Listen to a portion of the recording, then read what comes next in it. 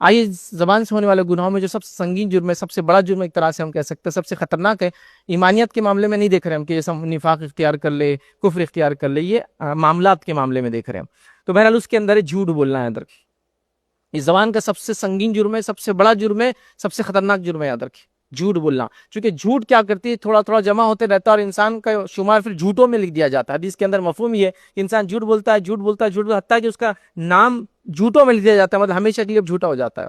اور انسان سچ بولتا ہے اور سچ بولتا ہے اور سچ بولتا ہے، اس کا نام سچوں میں لکھ دیا جاتا ہے اور وہ سچوں کے ساتھ اس کا فیصلہ ہو جاتا ہے، صدیقین میں اس کا فیصلہ ہوتا ہے۔ تو لہذا زبان کا استعمال خاص طور سے جھوٹ کے معاملے میں ہم نہ کریں، یاد رکھیں، اس لیے کہ جھوٹ سنگین جرم ہے۔ اور جھوٹ ہوتا کیا ہے؟ کسی واقعے کو اس کی حقیقت یا اس کی اصل سے یا اس کے خلاف بیان کرنا، کسی واقعے کو اس کی حقیقت سے ہٹ کر، اس کی اصل سے ہٹ کر یا اس کے خلاف بیان کرنا۔ جیسا ایک مرد آیا تو میں کہوں ایک عورت آئی، بالکل خلاف بات کی، میں نے اپوزٹ بات کر دی۔ اس نے کہا، میں کہنا اس نے نہیں کہا، بالکل اپوزٹ بات کر دی، یا ہٹ کر بیان کرنا، یہ جھوٹ ہو جاتا ہے یاد رکھیے۔ تو چیزوں کو تبدیل کرنا، ہٹ کر بیان کرنا، خلاف بات کرنا واقعے کو، بالکل جیسا الف نے با کو مارا اور میں بول رہا ہوں با نے الف کو مارا، یہ بالکل خلاف بات میں نے کر دیا، تو یہ سب جھوٹ ہے یاد رکھیے۔ تو جھوٹ یاد رکھیے بہت سنگین جرم ہے، لیکن جھوٹ کا معاملہ یہ ہے کہ ہم نے اس کو بڑا معمولی سمجھ لیا گیا ہے، اور اتنا معمولی سمجھ لیا ہے کہ کئی جگہ یہ کہا جاتا ہے کہ اس کے بغیر کام تھوڑی چلتا ہے۔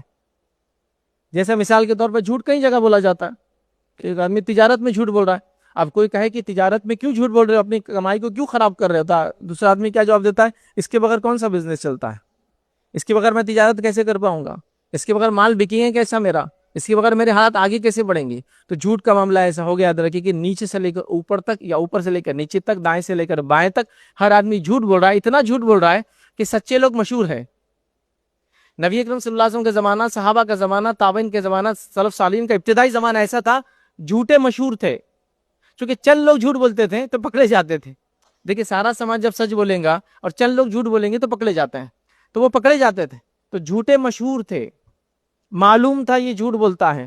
اسی لیے آپ دیکھتے ہیں جب حدیثوں کی روایت کے بارے میں بات آتی ہے تو محدثین نے لوگوں کی زندگیاں کھنگالی اور اس کو لکھا، پھر کم و بیش 65,000 سے زیادہ لوگوں کی زندگی وہ کھنگال کے اس کو لکھ دیا گیا ایک ساتھ کہ انہوں نے کیا تھے، کیسے تھے زندگی میں، ایک بار بھی جھوٹ بولا تو لکھا ہوا ہے۔ تو کیسے پتا چلا یہ کہ پوری زندگی کسی کے پیچھے لگے رہیں گے؟ یہ تو آج کے ٹیکنالوجی میں ممکن نہیں ہے۔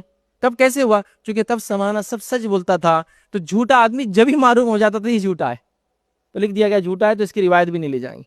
اب معاملہ الٹا اس زمانے میں جو ہے سچا آدمی مشہور ہے، چونکہ باقی سب جھوٹ بول رہے ہیں عام طور سے، تو جو نہیں بولتا ہے لوگ بولتے ہیں ارے یار وہ سچا آدمی ہے، تو الٹا ہو چکا ہے معاملہ۔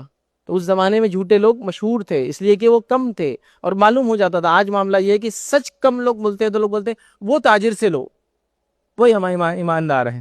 ایماندار کا لفظ استعمال ہوتا ہے، جھوٹ نہیں بولتا، دھوکہ نہیں دیتا، صحیح مال دیتا ہے، جو بولتا ہے وہ کرتا ہے، گارنٹی دیا تو فلاں کرتا ہے، لکھ کے لگایا سامان واپس لوں گا تو لیتا ہے، وغیرہ وغیرہ۔ تو یاد رکھیے سچ بڑی اہم چیز ہے۔